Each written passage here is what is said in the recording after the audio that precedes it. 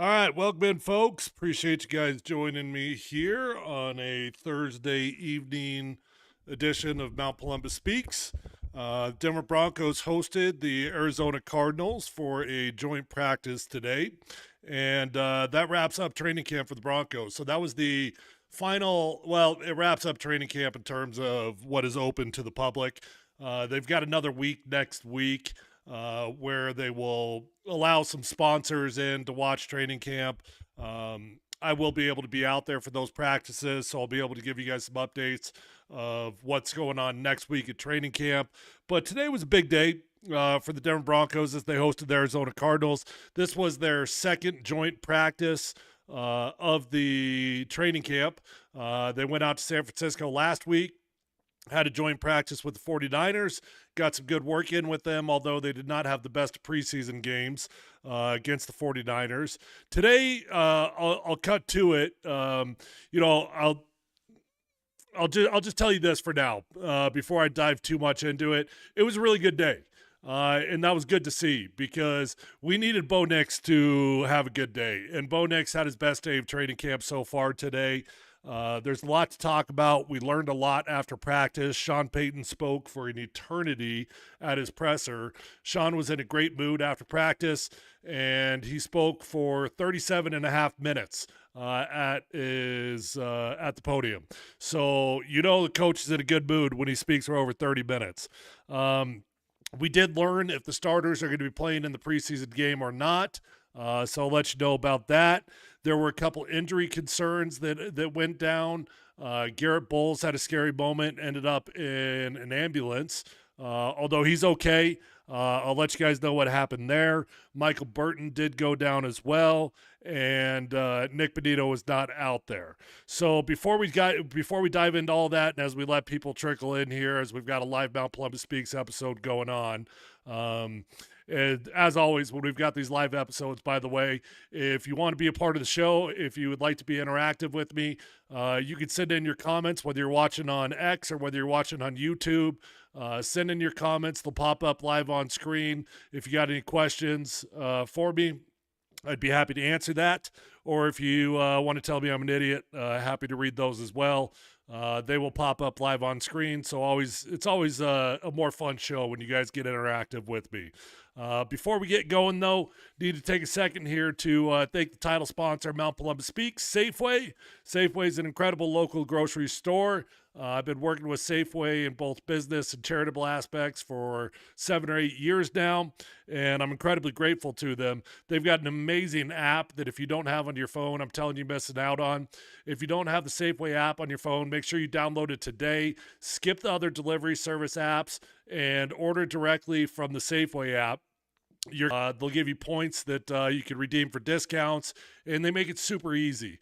What I do is I order about once a week. They save my order from the previous one, and then I just add in 4 or 5 different items, whatever it is I want to add into this week's grocery list. And if I want to get it delivered before I blink my eye, it's at my doorstep. If you want to go pick it up, you can pick it up as well. Safeway's got fresh foods and local flavors. They cut their fruit fresh in store every single day, and you really can taste the difference. Also know that when you shop at Safeway, you are supporting your local small businesses because they support Colorado farms and local small businesses. Safeway, fresh foods, local flavors. Learn more at Safeway.com or shop in your local Safeway store today. All right. It was a good day out there. It was a hot day, probably the hottest day of training camp. And I think there were a few guys that were really feeling the heat out there. It was a solid 92, 93 degrees, a little bit muggy for Colorado, and it was definitely smoky as well. And so that all added up for just a kind of sweltering environment out there at training camp today. Clearly the Cardinals are used to that type of heat, but the Broncos are not. And I'll just tell you before I get into practice what happened with Garrett Bowles. Garrett Bowles went down, and it was concerning because, listen, we've already had Drake Greenlaw go down. We've already had Alex Singleton go down. We've already had Nick Benito go down. None of those 3 are overly serious deals, but you've had 3 starters on defense get hurt already in training camp, and this offensive line has been relatively healthy. Garrett Bowles goes down and training in camp today at practice, and it was scary because he's walking off with the trainers and he's clearly struggling. Uh, he was just in pain, whatever it was, and there was an ambulance in the players' parking lot, and he went, instead of going inside, they took him directly to the ambulance. And my experience in the football world, anytime a player gets in an ambulance, they're leaving in that ambulance. That's not a good thing when a player gets in an ambulance. Never happened to me, but that ambulance never left the parking lot. So it was kind of interesting. We're all just keeping our eye on it, trying to figure out what's going on. He got out of it, and he eventually did walk inside, and he just looked like he was very lethargic. My guess at the time, as I was watching it all unfold, was that it had to have been like a heat stroke deal. Had to have been something heat related, was my guess on the field. We learned after the fact what happened, but as you're watching it, that was the only thing that could make sense to me, because if you sprained your ankle, let's say, or you hurt your quad, you hurt your shoulder, whatever it is, they're going to take you directly inside that building, and you're going to start rehab then, right now. Right then, you're going to go straight inside and you're going to start the rehab process. They don't waste any time. So when they went to the ambulance, and when that ambulance did not leave the parking lot, I thought to myself, well, maybe that was just the most convenient place to go get an IV. Maybe he had heat stroke or something, and they took him to the ambulance to get some fluids in him. Well, learned after practice, Sean Payton told us that it was asthma related. I did know that Garrett has had asthma issues in the past. I'm guessing that probably had something to do with the smoky day that was out there. That's probably what caught up to him. And between the heat, the asthma, whatever was going on, Garrett ended up not practicing for the majority of the day. But in the big picture, that's good news, because it's not anything overly serious, and you should get your starting left tackle back probably tomorrow, would be my guess. We did learn after practice, and again, I'll get you some updates on what actually happened out there at the practice here in a minute. We did learn from Sean Payton's presser what the game plan is for the preseason game against the Cardinals this weekend. And because the Broncos have now had 2 joint practices with the 49ers and the Cardinals, Sean has decided that he is not going to play his starters in the game. Now, he did say that there'll be a handful of starters that play. Those will probably be bubble guys, fringe guys, guys like Jahdae Barron, who's your starting nickel. Well, actually, he's not your starting nickel yet, but he's competing for the starting nickel spot. I don't know what starters will be included, but he said there'll be a handful of starters that will actually play in the game. But for the most part, you should expect to not see your starters out there. I don't know, man. I mean, I could go either way on that. Listen, normally when you do these joint preseason practices, you do 2 days of work. And when they went out to San Francisco, they only did 1 day of practice with the 49ers. This week against the Cardinals, they only did 1 day of practice against the Cardinals. Tomorrow, the 2 teams split up, and they'll have their own individual walkthroughs. They really slow it down the day before the game. So they only had 1 practice against the Cardinals. They only had 1 practice against the 49ers. And I don't know. To me, that's not like an overwhelming amount of workload. But Sean feels like he saw what he needed to see. And I'm sure it didn't hurt the fact that the Broncos offense had their best day of training camp so far. That's because Bo Nix had his best day of training camp so far. Look, I've been very honest about where Bo Nix has been throughout training camp. And it's not that Bo has been bad. Bo has not been bad, but he hasn't been particularly good throughout training camp either.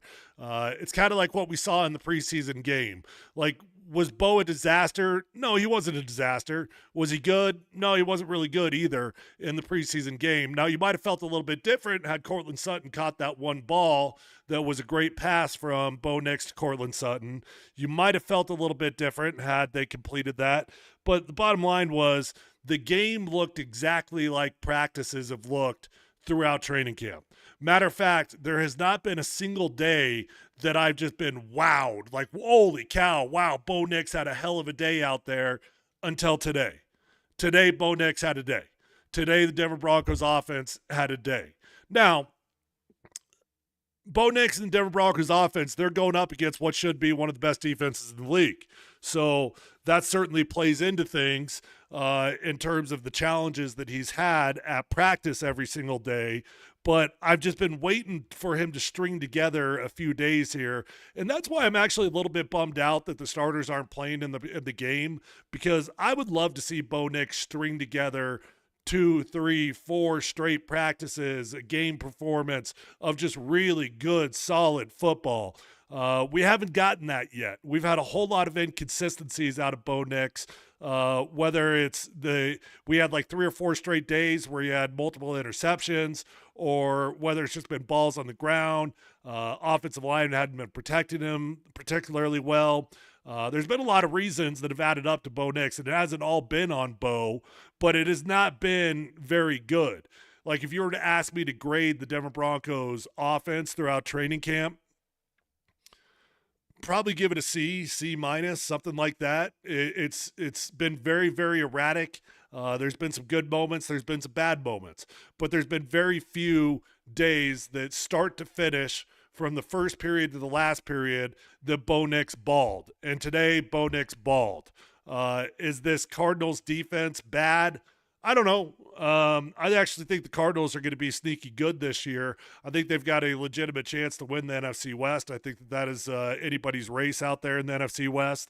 And it was good to see Calais Campbell out there in his 18th season, Denver South product.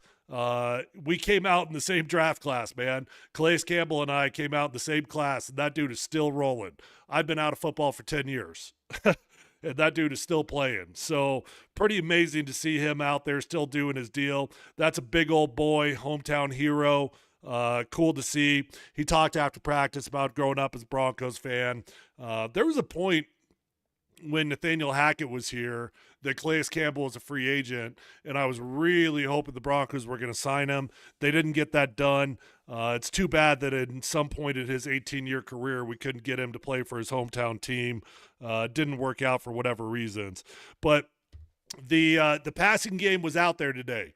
There were definitely some miscues in the Arizona Cardinals secondary today. I mean, there were probably 4 passes, maybe 5 passes that were like between the 15 to 25 yard range, deep outs, comebacks over the middle of the field, that a defensive back was not within a 4 to 5 yard radius of the wide receiver that Bo Nix was throwing the ball to. I'm not taking anything away from Bo, because he identified the play, he saw the weakness, he saw that something was messed up, and he delivered the ball where it needed to go. So I don't say that to take anything away from Bo, but the reality was that Cardinals defense, they were kind of a mess today.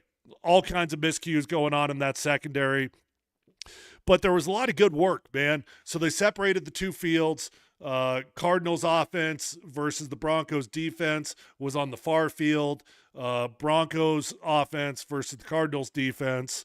Did I just say the same thing? I don't know. Got myself confused there. But the Broncos offense versus the Cardinals defense, that was on the near field to us. I chose to watch the Broncos offense, so don't ask me what happened for the Broncos defense. I didn't see much of it. I'm an offensive guy. I'm always going to gravitate towards the offense, and that's what I watched for the entirety of the day. They had a good 7-on-7 period.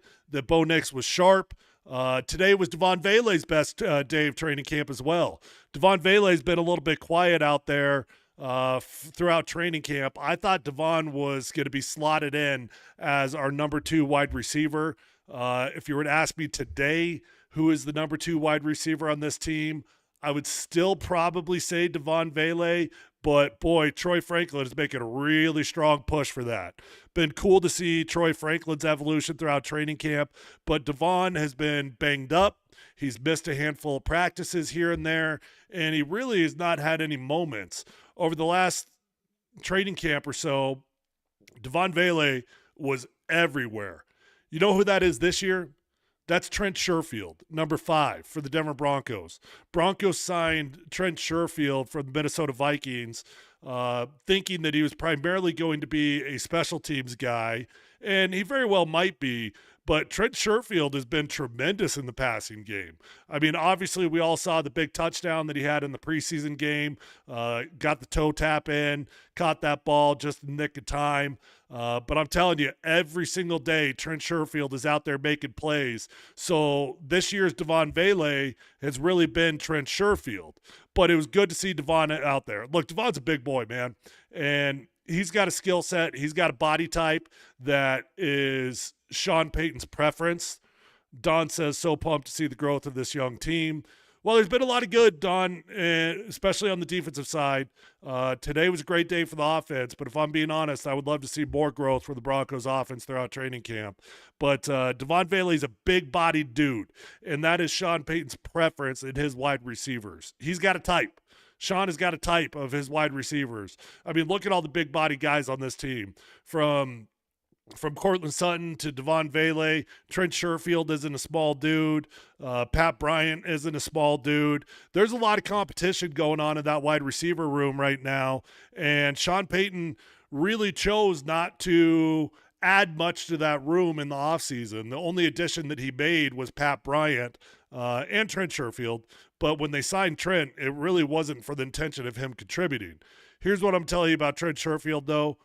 He's been so good throughout training camp. I don't know how you keep him off the field. So you might have signed him as a special teams guy, but he's been so consistent in making plays day in and day out. I mean, you could arguably make the case that he's been the most consistent wide receiver out there, but don't get it twisted. Courtland Sutton's the number 1 on this team, and he's definitely Bo Nix's whoopee.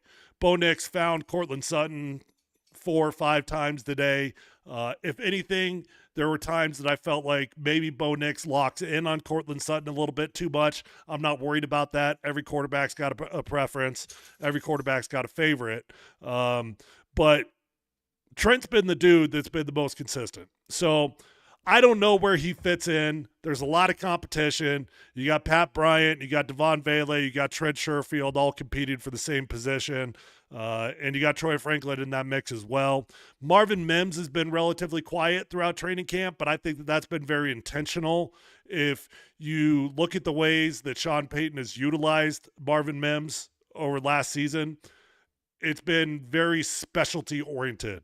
A lot of gadget type of stuff, a lot of scheme it up type of stuff. And I don't think that Sean wants to show that in the preseason. So he has not really schemed up anything specific for Marvin Mims. I'd love to see Marvin take the next step in his game. The next evolution for him is becoming an every down wide receiver that makes plays in the passing game without getting schemed up. You know, you can be a really good football player in this league as a schemed up guy, but you're probably going to max out at 500, 600 yards if you're just the dude that has to get schemed up every time he touches the football. If Marvin Mims ever wants to be a 1,000-yard wide receiver or something in that ballpark, he needs to take the next evolution and become an every down wide receiver.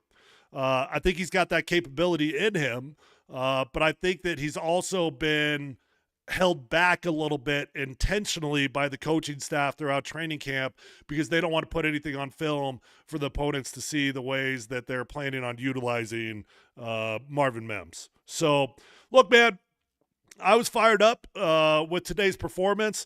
I've been called a hater about Bo Nix many a times.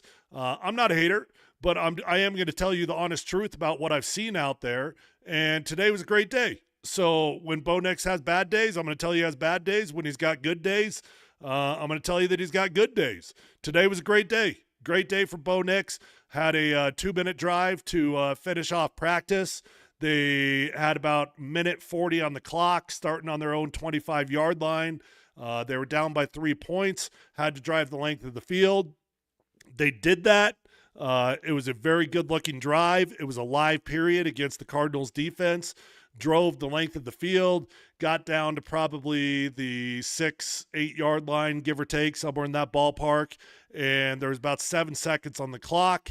They had enough time for one more play to try to score a touchdown to win. They did not convert that. They did not get in the end zone, but they did their job. They got in field goal range, and that would have been a very successful 2-minute drive. John asked, do you think the offense will have a slow start week 1 with limited game type reps? That's a good question, man.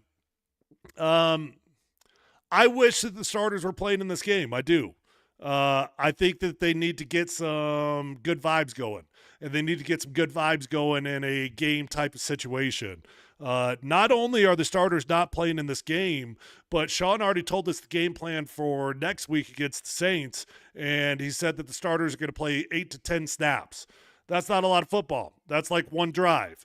Now, if you march down the field and you score, you're probably out after 8 to 10 snaps. If you go 3 and out twice, he probably keeps you on the field for another drive to see if you can have a little bit of success. But I think it's a fair question because, look, how many series did they get in last week's game? I think they got 4, if I remember correctly, 3 or 4, something like that. Starting defense got 2 series. It's not a lot of football. Not a lot of football, but that's the way that the entire NFL is now. There's just not a lot of football being played in the preseason. So I think that we're getting closer and closer to every team feeling a little bit more sloppy in the first week or 2 of the NFL regular season. Probably not just the Denver Broncos. I think that's something you're probably going to see league-wide is you're going to see some inconsistencies because there's not a whole lot of opportunity to go out there and get game action. So that's it for tonight. I will do a live watch party for the game. If you guys have not subscribed to Mount Polumbus Speaks, hit that link in my bio on X, go on over to YouTube and hit subscribe. It'll take you 3 seconds.